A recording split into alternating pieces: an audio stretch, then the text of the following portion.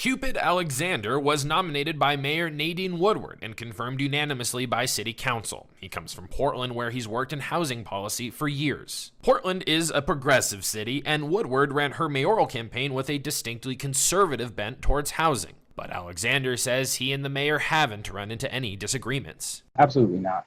I know that the mayor is here, and what she's told me is to inform the citizens of how she's going to utilize every single tax dollar, especially in the middle of a COVID health pandemic and an economic downturn. In fact, because of that downturn, Alexander says a more conservative approach is likely necessary, at least when it comes to spending.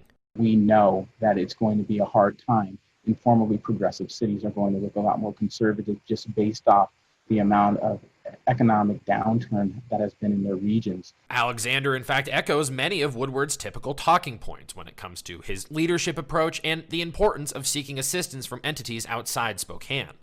I think the first thing that I need to do is listen. I need to listen because there have been a lot of people who have been doing this work longer than you and I have been alive, and they're really good at it. Partnerships are going to be huge, especially with the federal government, and look to see how we can invest in providing affordable housing and working with community partners. He hasn't technically started in the role yet, but already he knows warming centers are going to be on the top of his to-do list. Last year, miscommunication led to a shelter being evicted and tents in Coeur d'Alene Park. The year prior, the city was so slow to open shelters, people camped outside City Hall.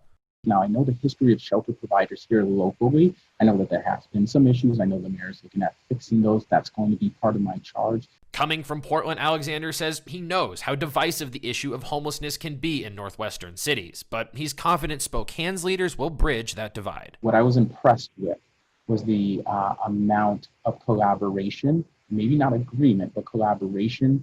The council president and the council and the mayor were working towards either fixing from the past or creating a new future. And I think that honestly benefits the citizens in this region. Casey Decker, Crem 2 News.